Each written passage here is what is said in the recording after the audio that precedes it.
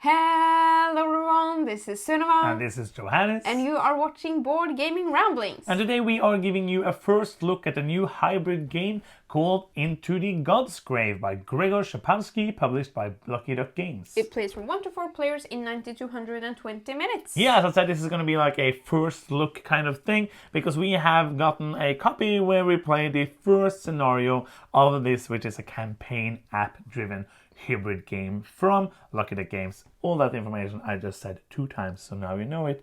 This is going to be a video where everything we're going to show you is prototype. Yes, and we will show you pictures from the first scenario. So if you don't want any spoilers going into this game, don't watch this video. Yeah, there's no really story spoilers. No. And there is not many spoilers in this. But if you are like super averse to spoilers, we just wanted you to know. Yes. As we said, we have gotten like a brief taste. Sometimes when Lucky Duck make these games and they send them up to us, we get like a tiny taste of the game. So we have only played the first scenario. We can only talk about the first scenario, so all of like the longevity of the story, how the system evolves, all of that we obviously cannot play. I will talk a lot about that. Yes. We'll just like make wild guesses. Guessing how it will be. And the end, then the man comes out of the door Yes. and you shoot him in the face with a rubber duck. Yes. Then people be like, whoa, we spoiled the end. We didn't. It was made up.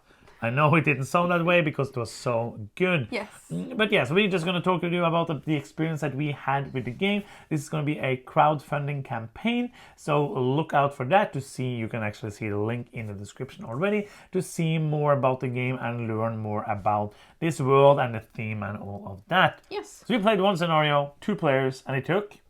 I don't know, 2 hours? Yes, great. Yes. Yes, did you just guess? Yes. But it took 2 hours, Oh, 1 hour cool. and 55 minutes.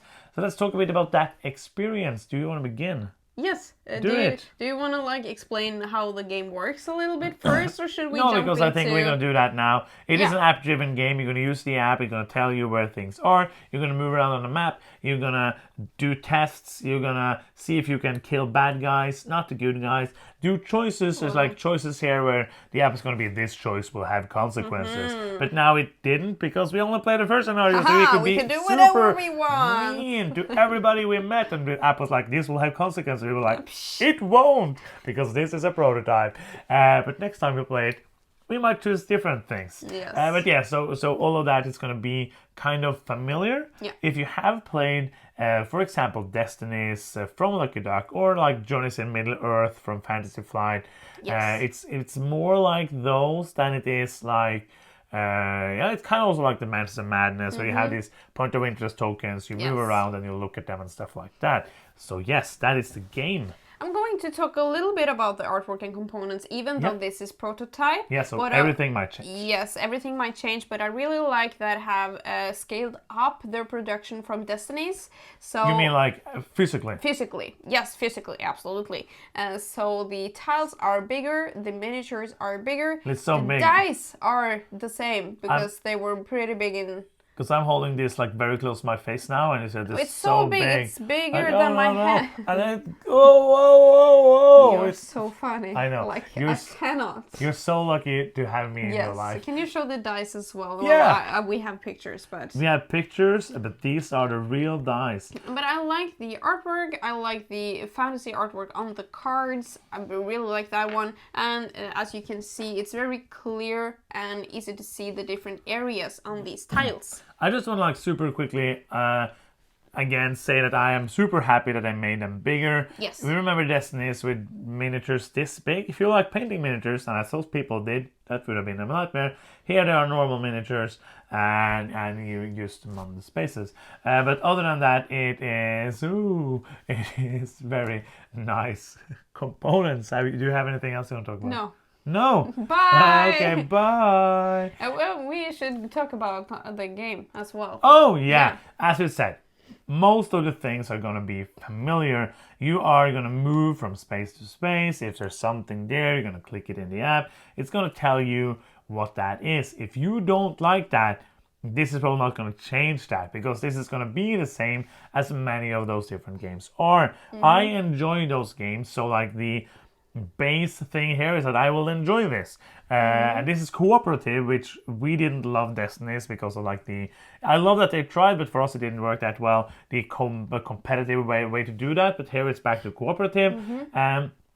The biggest kind of difference here is two things. You have a lot of cards. You're going to start a deck of cards, and then we have heard that you are going to like get new cards. So between the different scenarios, you're going to get new cards to add to your deck. Maybe you can buy cards. We don't know. There wasn't like any currency in the first one, first scenario. This reminds me a bit of like Arkham Horror, the card game, where you get experience and you can use that experience to buy new cards. So I'm interested to see how that is, but that means also you can kind of hopefully take your character and make him like in a way that you want to. There is like my character was like a human, and then you have a kind of a class. And I think that when you play the full game, it's like big think, because I'm not 100% sure, you can kind of choose what you want to be. Like cool. now I was Nice. like this, and that also changes how the beginning deck that you get are. Nice. But I like the card play. How can you explain a bit about the card play? Yes, you have some cards on your hand, and you can either play it like spend resources to play it for like a weapon or an item or an ability, or like in a one-time thing like an event, or you can with the symbols it has like red, green, or red. I don't know the Red, names. green, or red. Or blue, sorry. Colors is very difficult. And then if I do a green test, for example, I can spend green cards to add more dice to the skill test. Yeah, so it's kind of multi-use card system, which I really enjoy. That is kind of the thing that makes it feel kind of different. Couple of other things. One thing I did really like is that you have these planning cards, and you choose one of them at the beginning of the round. That's going to give you like a special ability for the whole group for that round. Yes. It's also going to tell you how many resources you have, which are the ones you spend mostly on playing cards. Also how much movement you have, and also how many cards you get to draw. So you start with 6 cards in your hand. If you spend them all, you're going to have a hard time because there's few cards that you can get. You also have this new resource that is how many interactions or skill tests you can do this round, and that is new for me. I feel like so you cannot do a million things on your turn. You have to choose, okay, do I want to fight that guy, or do I want to visit this house and see what happens there, or do I want to steal this thing from the man? I'm just making things up right now. Rubber duck on its head. Yeah, wild guessing again. So you can't do it all. It is ways to get to do more things. I really enjoyed that, but usually on a round you can do 2 interactions. Yeah, 2 tests basically. Tests, yes. They're called test tokens, and I really like that. Like the planning and of those makes it a bit more, what should I say, like a bit more strategical. Like you have to, as you said, actually decide what you want to do instead of depending on, mostly you can do more stuff. It's like round based in that way, and then you have to like focus on the mission, but you also want to do different things and look at things so that not the people come and ambush you and kills you with a plumber.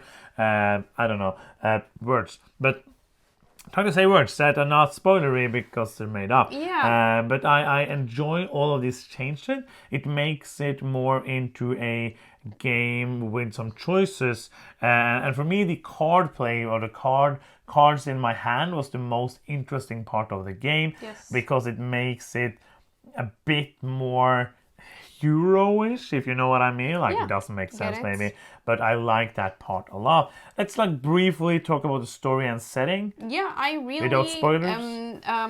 We don't know a lot yet how the story will go, but I have to say that the initial setting that we have gotten presented is really appealing to me. That sounds fresh. It's not like your usual one hero will save the day story.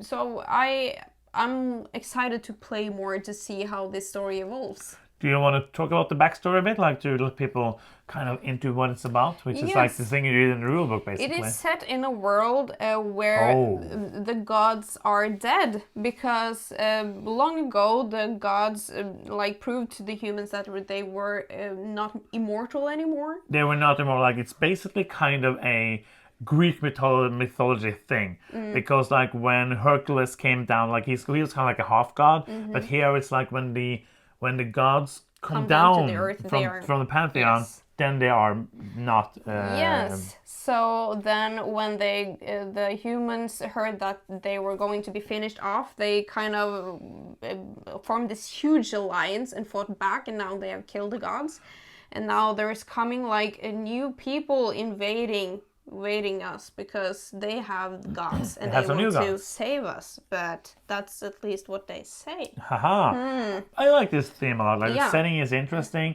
The first scenario didn't give us like a lot of story. No. It was more like an introduction to the gameplay and stuff like that.